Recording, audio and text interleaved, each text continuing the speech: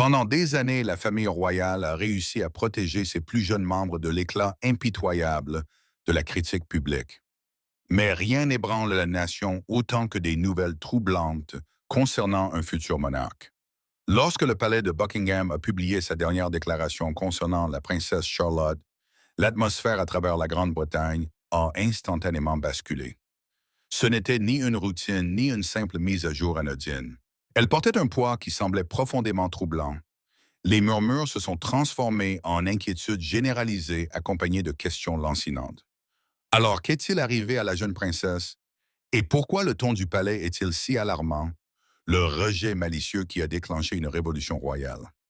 Les organisateurs du National Pressed Flower Festival, un événement caritatif joyeux et légèrement excentrique soutenant les hôpitaux pour enfants et les jardins sensoriels pour les malvoyants, ont découvert un secret délicieux. La jeune princesse Charlotte a une profonde affection pour les fleurs. La révélation vient de la princesse Catherine lors d'une sortie ludique partageant comment Adelaide Cottage déborde pratiquement de fleurs. Des violettes reposent dans de minuscules pots, des pâquerettes se nichent dans des tiroirs, et de la lavande s'est glissée dans les chaussons de danse de Charlotte comme porte-bonheur parfumé. Toute la maison ressemble à un bouquet vivant. Enthousiasmés par l'idée d'avoir une petite princesse connectée à leur cause, les organisateurs ont rapidement rédigé une lettre chaleureuse et pleine d'espoir. Sa royale majesté la princesse Charlotte honorerait-elle de sa présence leur invitation en tant que marraine honoraire? L'image qu'ils imaginent est enchanteresse. Charlotte, portant de délicates moufles, examinant avec soin des œuvres d'art en fleurs pressées, souriant timidement sous le regard des appareils photos et les applaudissements de la foule. Ce serait le mélange parfait entre royauté fantaisie et émerveillement enfantin. Mais ensuite vient la réponse du palais, un chef-d'œuvre d'humour et d'esprit subtil qui enflamme instantanément Internet. La princesse Charlotte est actuellement bien trop occupée à presser ses études pour accepter d'autres fonctions. Merci pour cette aimable invitation. Presser les études. Le jeu de mots est trop beau pour être ignoré. En quelques minutes, les réseaux sociaux explosent. Des mèmes circulent sur les chronologies montrant la princesse Charlotte écrasant des livres de biologie au lieu de pétales et pressant des pages de devoirs entre des planches comme des spécimens floraux. Les gros titres fleurissent partout. Princesse des pétales reportés, le travail scolaire passe avant. Les gens rient, partagent et admirent de l'intelligence. Mais derrière la comédie se cache quelque chose de plus riche et de plus significatif.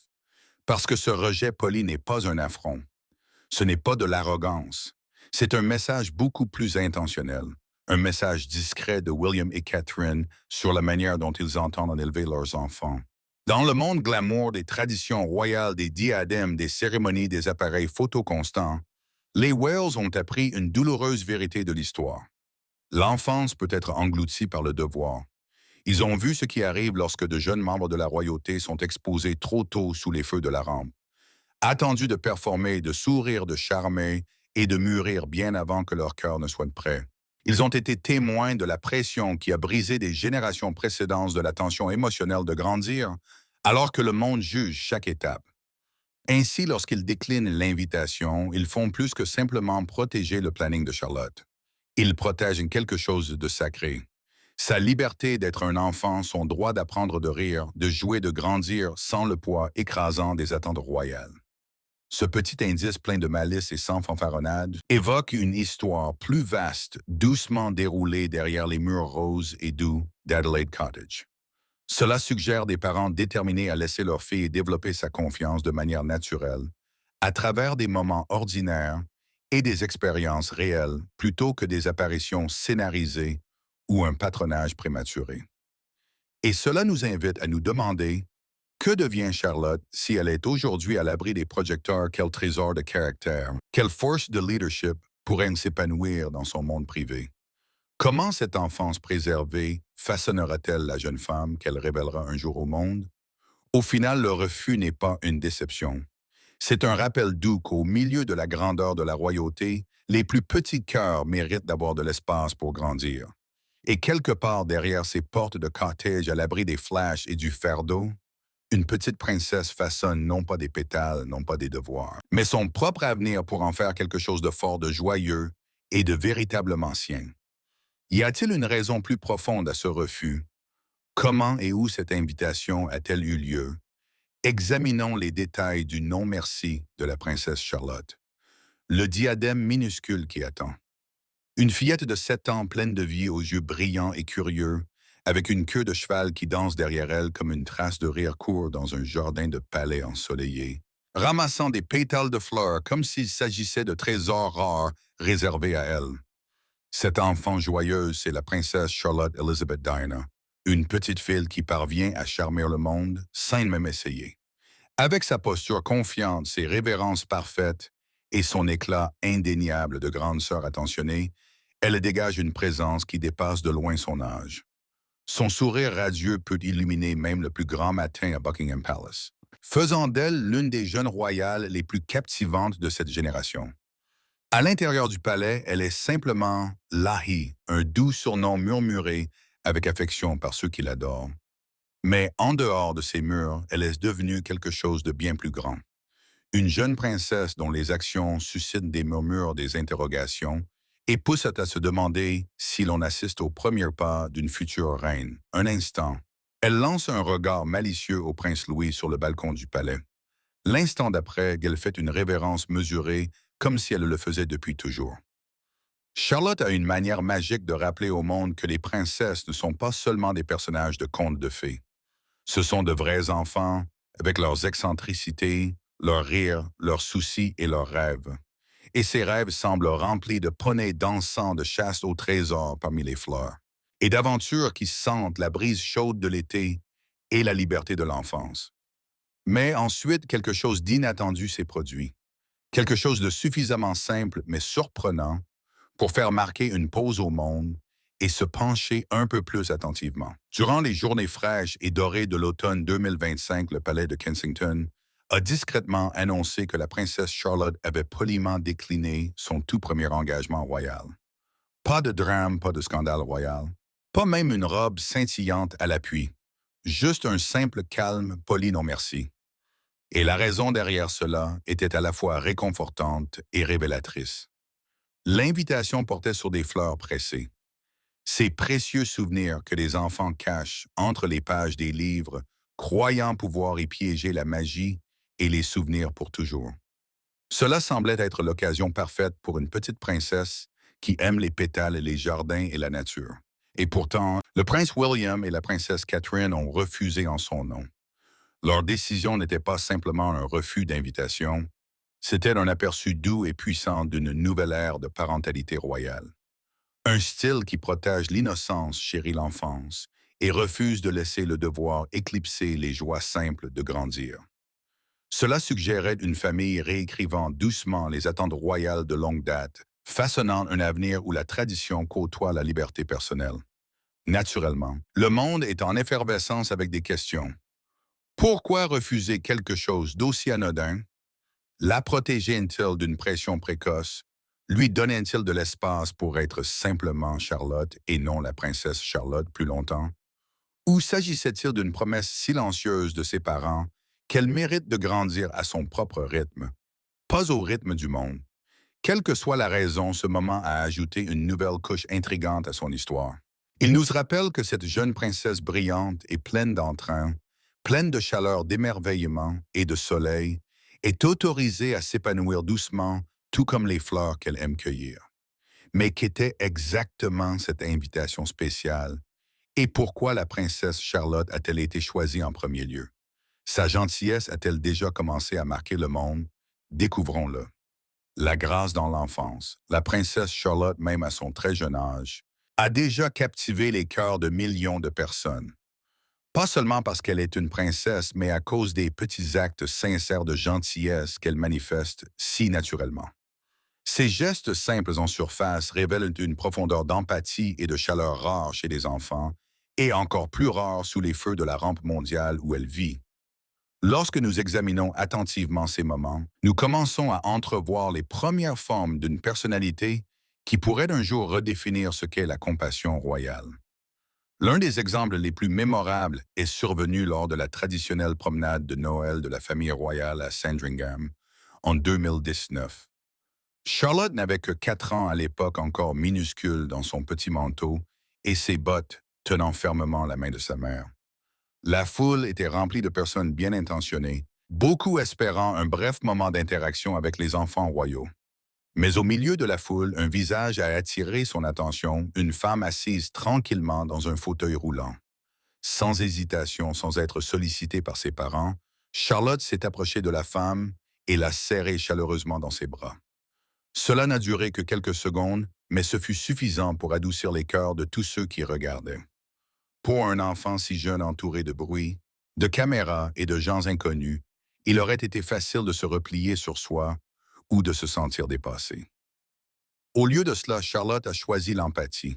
Elle a vu quelqu'un qui semblait avoir besoin de chaleur et qu'elle lui en a offert. Cette petite étreinte est devenue l'un des moments les plus commentés de ce Noël, non pas parce qu'elle était grandiose, mais parce qu'elle était réelle. Un moment similaire s'est produit un peu plus tard lors du concert royal de chant de Noël.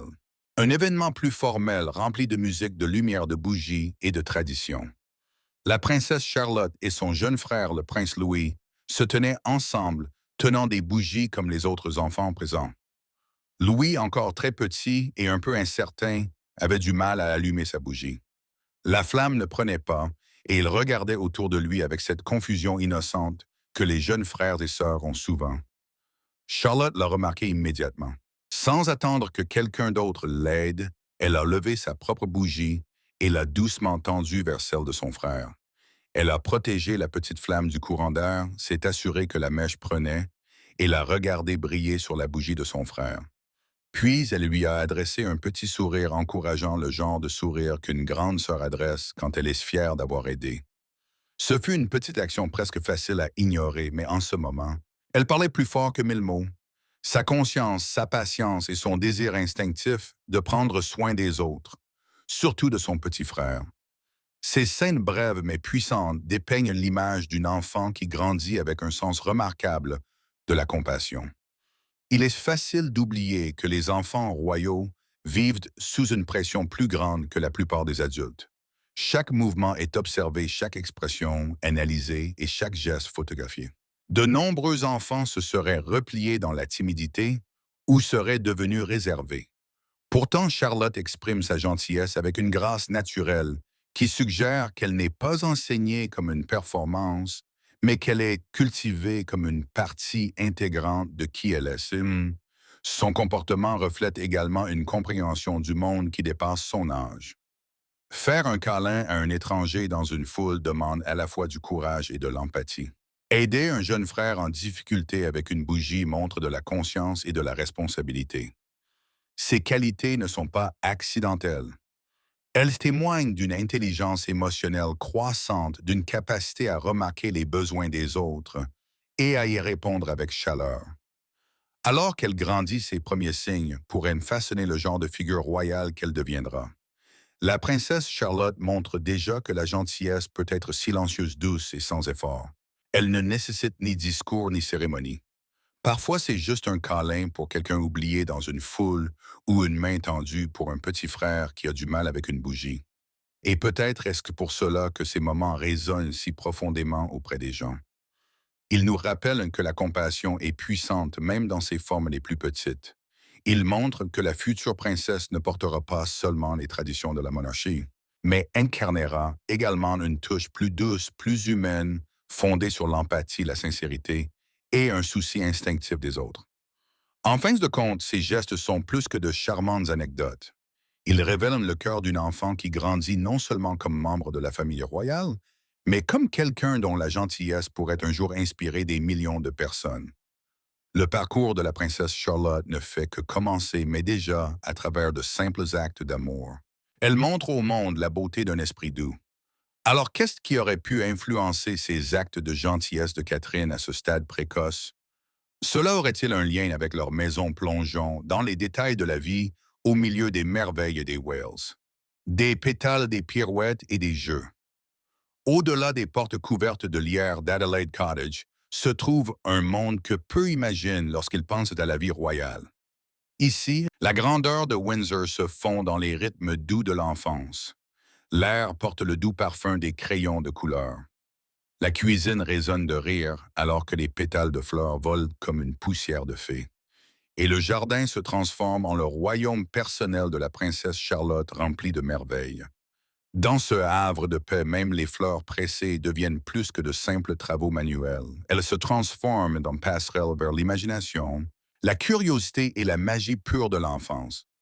Catherine aime décrire des scènes qui ressemblent à des pages de contes de fées. Il y a Charlotte dans son tutu préféré, arrangeant des pétales de rose avec la précision d'un petit commandant dirigeant une armée florale près d'elle.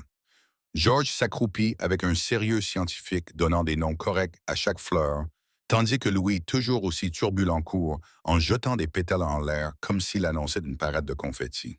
William se joint souvent à eux, faisant semblant d'être frappé par une rafale dramatique de pollen titubant en arrière comme si tout le monde riait. Ici même les tâches ménagères semblent saupoudrées de magie. Le simple travail de Charlotte mettre la table devient une douce performance de créativité. Plier les serviettes en signes élégants qui pourraient rivaliser avec l'origami d'experts. Et quand vient le dîner, les téléphones sont rangés. Les soirées sont des moments sacrés consacrés à la narration, au partage des sentiments et à la compréhension des petites choses qui comptent dans le monde d'un enfant. Pourquoi ta pâquerette s'est-elle fanée aujourd'hui, Lahi? Catherine pourrait demander doucement. C'est normal d'être triste. Nous en cultiverons de nouvelles demain. Ce ne sont pas seulement des traditions familiales. Ce sont des leçons d'empathie, de force émotionnelle et de connexion. Même lors de la difficile convalescence de Catherine en 2024, la compassion de Charlotte s'est manifestée brillamment.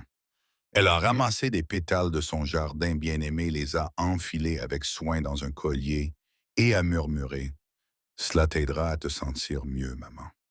À ce moment-là, la vulnérabilité s'est transformée en proximité, un lien tissé non pas par le devoir royal, mais par le cœur d'enfant. Et maintenant, des murmures circulent dans les cercles royaux concernant un possible déménagement en 2026 à Forest Lodge, un domaine grand mais paisible, enveloppé de prairies sauvages et ombragé par des arbres centenaires. Les enfants pourraient courir après les papillons dans les champs, organiser des pique-niques secrets à l'abri du monde, ou répéter des danses de ballet sous un ciel scintillant d'étoiles. Cela promet le mélange parfait d'aventure et de calme. Un sanctuaire où les titres royaux s'estompent et où l'enfance fleurit librement. Car ce que l'on voit dans cette famille n'est pas seulement la vie quotidienne. C'est un chef-d'œuvre intentionnel, une tapisserie tissée de petits moments qui forge à la fois la résilience et la joie. Dans un monde où les attentes royales pèsent constamment les enfants, grandissent ancrés dans les genoux écorchés, les travaux manuels boueux, les conversations sincères et les rires qui remplissent toute la maison. Mais sous le charme se cache un mystère plus profond. Comment une enfance remplie de pétales de pique-nique et de chaos ludique prépare-t-elle une jeune fille à un avenir qui pourrait impliquer des couronnes de la pression et le poids de la tradition? Ce qui ressemble à de l'innocence est peut-être en réalité une stratégie. Au lieu de préparer Charlotte à la domination, ses parents la préparent par le plaisir, en lui enseignant la compréhension émotionnelle, la confiance, l'imagination et l'empathie. Dans ce paradis parsemé de pétales, chaque petit moment devient un entraînement discret pour le parcours complexe à venir. Et c'est ce qui rend cette histoire si captivante. Une éducation royale conçue non pas autour du pouvoir, mais de l'amour des rires et de la magie, d'être magnifiquement, merveilleusement normal. Qu'est-ce qui aurait pu influencer la décision de refuser l'invitation? Cela pourrait-il être lié au passé de son père? Faisons un bref retour dans le passé. Se libérer des chaînes royales. Tout au long de l'histoire royale, certains des chapitres les plus déchirants appartiennent aux enfants qui se sont vus confier le pouvoir bien avant d'être prêts à en comprendre la véritable signification. Ces jeunes héritiers devaient porter des couronnes, respecter les traditions et répondre aux attentes destinées à des souverains accomplis. Leur enfance n'a pas été remplie de magie de contes de fées, mais de responsabilités qui les ont courbés et remodelés de manière à dépasser leurs jeunes épaules. Ce ne sont pas des histoires lointaines de royaumes oubliés. Ce sont les expériences réelles d'enfants façonnés moulés et dans certains cas blessés par un devoir bien trop lourd pour leurs petites épaules. Même dans les années 1980, le monde a entrevu ce poids chez le jeune prince William. Il n'était qu'un garçon calme, observateur et sérieux marchant silencieusement derrière la princesse Diana, alors qu'elle traversait des couloirs d'hôpitaux remplis de machines qui bipaient et de familles inquiètes. Pendant que d'autres enfants de son âge couraient dans les champs, construisaient des châteaux imaginaires ou échangeaient des autocollants de football, William était témoin de la souffrance humaine brute et de la profonde bonté humaine. Il se tenait aux côtés de sa mère alors qu'elle s'agenouillait pour réconforter des enfants malades, écoutait leurs peurs et leur tenait la main avec chaleur et espoir. Ces moments ne l'ont pas accablé avant qu'il ne soit prêt, mais ils l'ont profondément façonné. Diana a choisi cette voie pour elle-même et elle a lentement guidé William dans ce chemin, laissant la compassion et non la pression mener la voie. Mais l'expérience de la princesse Anne a été bien différente. À seulement 20 ans, elle a été plongée de force dans le devoir royal à temps plein. Les exigences étaient constantes et dures, ne laissant aucune place aux erreurs normales, aux libertés ou aux expérimentations dont les jeunes adultes ont besoin pour se trouver. Chaque pas qu'elle faisait était examiné, chaque décision remise en question, chaque mot jugé. La résilience que les gens admirent aujourd'hui en elle ne s'est pas développée dans la paix, mais forgée sous la pression. Elle vient de survivre à des attentes qui auraient submergé beaucoup de personnes de son âge. Et puis, il y a le roi Charles, dont l'enfance a été marquée par un poids encore plus lourd. À seulement 9 ans, il a été déclaré prince de Galles, propulsé dans un rôle public qui a attiré une attention médiatique plus intense que jamais. Les caméras suivaient chacun de ses mouvements. Les commentateurs analysaient sa posture, ses expressions, même les moments où il ne disait rien du tout. Pendant que d'autres enfants jouaient librement, Charles vivait dans un monde de limites strictes, entraîné à sourire, à se tenir droit et à rester composé. Ses journées n'étaient pas façonnées par le jeu ou la découverte, mais par un devoir qui l'enveloppait étroitement, ne laissant que peu de place pour être simplement un enfant. Ce ne sont pas des contes de fées et de châteaux magiques et de « ils vécurent heureux pour toujours ». Ce sont des histoires édifiantes, des avertissements sur ce qui arrive lorsque le devoir royal vole l'enfance et la remplace par la performance, la pression et le perfectionnisme. William et Catherine connaissent bien ces avertissements car ils en ont vécu beaucoup. Ils reconnaissent le danger subtil de grandir sous le regard constant du public. Ils se souviennent de la fragilité que cela peut créer des fissures qui se forment lorsque l'enfant devient une idole. Ils connaissent également les cas plus sombres. L'effondrement du prince Edward sous la pression d'échouer aux Royal Marines tandis que les gros titres se moquaient de lui. Ou les luttes d'une vie entière des soi-disant ségones qui ne trouvaient jamais leur place. Alors maintenant, en tant que parents, ils choisissent un chemin différent, une révolution silencieuse à l'intérieur des murs du palais. Leur plan est simple mais audacieux. Pas de devoirs royaux pour les enfants avant qu'ils ne soient plus âgés. Pas de patronage public épuisant. Pas de petites mains faisant signe depuis des balcons pendant que le monde analyse chaque clignement d'œil. Au lieu de cela, les enfants Wales, et en particulier la princesse Charlotte, sont autorisés à être ce que les enfants royaux ont rarement le droit d'être des enfants ordinaires. Leur monde est fait de trajets scolaires, de discussions dans la cour de récréation de chaussures boueuses et non de discours et de cérémonies. À l'école, Lambrook Charlotte n'est pas une représentante royale miniature. C'est une fille pleine de vie et de confiance qui négocie les querelles de cours de récréation et invente des jeux doux pour remonter le moral de quiconque passe une mauvaise journée. Sa vie est remplie de promenades dans la nature de sports, de pièces, de théâtre scolaire et d'un sentiment d'appartenance, pas d'un calendrier de devoirs. Cette approche lente et délibérée est fascinante car elle n'est pas seulement protectrice, elle est stratégique. William et Catherine ne cachent pas leurs enfants à la responsabilité. Ils en gèrent le calendrier. Ils donnent à Charlotte l'espace nécessaire pour développer ses racines avant de s'attendre à ce qu'elle s'épanouisse publiquement. Ils construisent sa résilience, sa confiance, sa conscience émotionnelle et son indépendance bien avant de lui imposer des titres, des diadèmes et des attentes. Et c'est ce qui rend cette histoire si intrigante. En retardant son entrée dans le devoir royal, il crée un sentiment de suspense, presque une histoire qui se déroule lentement. Quel genre de princesse Charlotte deviendra-t-elle? Une façonnée par la pression qu'elle n'a jamais demandée ou une fortifiée par une enfance qui lui a permis de vraiment comprendre ce qu'elle est? Si leur plan fonctionne, Charlotte pourrait devenir l'un des membres les plus stables et les plus ancrés de la monarchie, non pas malgré ce délai, mais grâce à lui. Une princesse façonnée, non pas par le devoir, mais par la normalité, par les joies de tous les jours, en lui donnant la chance d'être un enfant avant de lui demander d'être un symbole. Les fantômes du Painstiti murmurent encore leurs avertissements concernant la jeunesse perdue, les attentes écrasantes et le prix d'être royal trop tôt. Mais cette fois, ces avertissements sont entendus. William et Catherine réécrivent le scénario. Ils reprennent des siècles de tradition et les plient doucement vers quelque chose de plus humain, de plus compatissant. Et ce faisant, ils pourraient façonner un nouveau type de futur royal où les couronnes sont portées par des adultes, pas par des enfants, et où la force naît naturellement au lieu d'être forcée. Quel avenir attend la douce princesse, de qui semble-t-elle tenir? Combine-t-elle les traits de différentes héroïnes? Découvrons-le. Rêve épanoui. L'avenir de Charlotte se déploie avec la promesse d'une histoire brillante, surprenante et infiniment fascinante.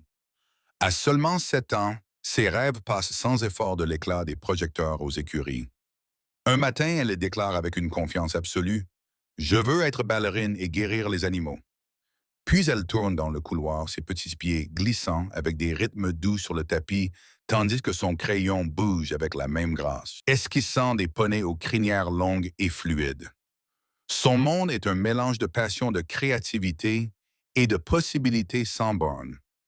Il y a un rare enchantement dans son monde, une magie qui fait écho à la sagesse silencieuse de la reine Élisabeth dans ses manières équestres douces. L'empathie tendre de Catherine lors de ses visites à l'hospice et le charme ludique de sa tante Pippa avec les animaux. Mais Charlotte est plus qu'une rêveuse. À l'observer dans le monde réel, l'intrigue s'épaissit. Le jour du souvenir 2025, elle se tient presque comme une sentinelle miniature, s'inclinant devant des vétérans avec un aplomb qui dépasse de loin son âge. Ses yeux doux mais attentifs semblent porter le poids de l'histoire elle-même, reflétant une révérence pour un monde plus ancien et plus vaste que le sien. Lors du couronnement, alors que d'autres s'agitaient, ou gigotin, Charlotte se pencha vers Louis, lui murmurant de doux encouragements pour le calmer. Un écho vivant de l'élégance et du calme de Catherine. Elle devient un petit miroir de grâce, un rappel que le leadership peut être doux, subtil et profondément humain. Sa compassion se répand dans tous les aspects de sa vie. Lors d'une visite dans un hôpital pour enfants, Charlotte choisit un bouquet de lavande pour un enfant malade, le tenant délicatement et murmurant: « Ça sent le bonheur. Rétablis-toi vite. » Il n'y a pas de scénario ici, pas de caméra, pas de fanfare. Juste une tendresse instinctive qui rend ses apparitions plus douces encore que les nuages. Pour l'anniversaire de grand-mère Carol, elle organise sa propre fête de couronne de fleurs parant ses amis et sa famille, y compris William, dont la fleur légèrement décentrée est portée avec une fierté évidente. Dans ces moments, Charlotte se révèle non pas comme une royale en répétition, mais comme une jeune dirigeante en miniature curieuse, attentive, et d'un calme commandement plein de chaleur et d'authenticité. Imaginez-la dans les vastes champs de Forest Lodge libres de protocole et de pression. Charlotte en tutu virevoltant parmi les fleurs sauvages, pressant des pétales entre les pages des livres, laissant son imagination vagabonder à travers les collines et les ruisseaux. Ici, son histoire s'étend au-delà des murs du palais, suggérant un avenir unique pour elle. Elle ne suit pas simplement un chemin tracé pour elle. Elle le façonne bondissant, explorant, apprenant à équilibrer la joie de l'enfance avec les murmures de responsabilité qui la touchent déjà. Et pourtant, une question alléchante demeure.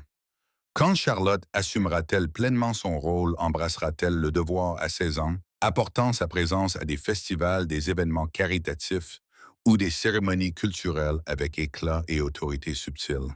Canaliserait-elle son amour pour les animaux dans le travail de sanctuaire ou les initiatives de conservation, mélangeant compassion et leadership?